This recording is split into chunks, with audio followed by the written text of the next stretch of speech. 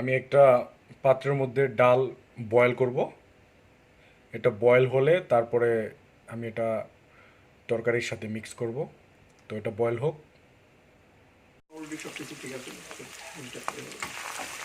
আমি একটা পাত্রের মধ্যে সামান্য তেল, এর মধ্যে পেঁয়াজ কুচি দিয়ে দিলাম, তার মধ্যে রসুন কুচিটাও দিয়ে দেব। এটা কিছুক্ষণ ফ্রাই করব, 1-2 মিনিটের মতো। তারপরে আমি এখন এর মধ্যে 1 টেবিল চামচ হলুদ আর লবণ দিয়ে দিলাম পরিমাণ মতো, এটা আপনি টেস্ট মতো দিবেন।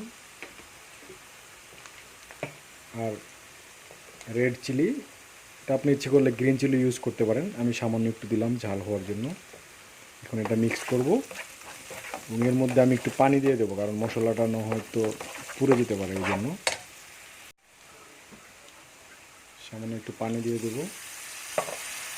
তারপর একটু সময় নেব।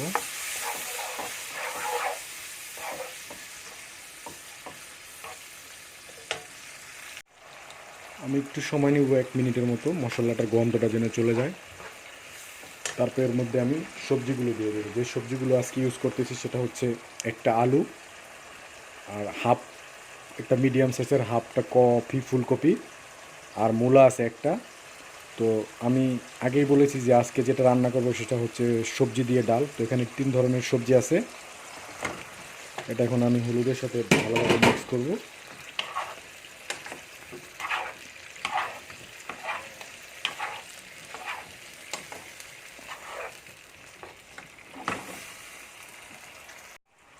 খুব ভালোভাবে মিক্স করব। আমি এর মধ্যে কাঁচামরিচও দিয়ে দেবো, এখন গ্রিন চিলি, টমেটো দিয়ে দেবো, একটা টমেটো আছে এখানে। এগুলো আমি এখন কিছুক্ষণ বয়েল করব।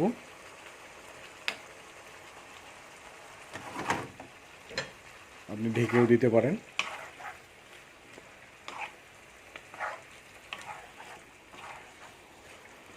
এটা মোটামুটি একটু বয়েল করব 5-7 মিনিটের মতো। সবজিটা একটু সিদ্ধ হলে তারপর আমি এটার মধ্যে ডালটা ইউজ করব।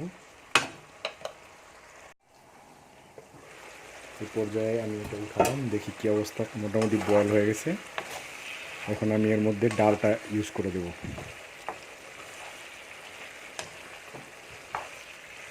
কারণ ডাল আর সবজি একসাথে আমি কিছুক্ষণ রান্না করব।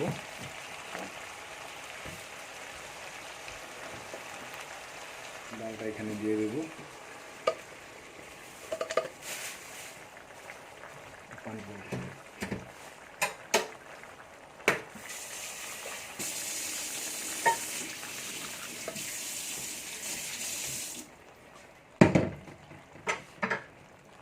এবার এটা সুন্দর করে মিক্স করব সব একসাথে, তারপর কিছুক্ষণ রান্না করব।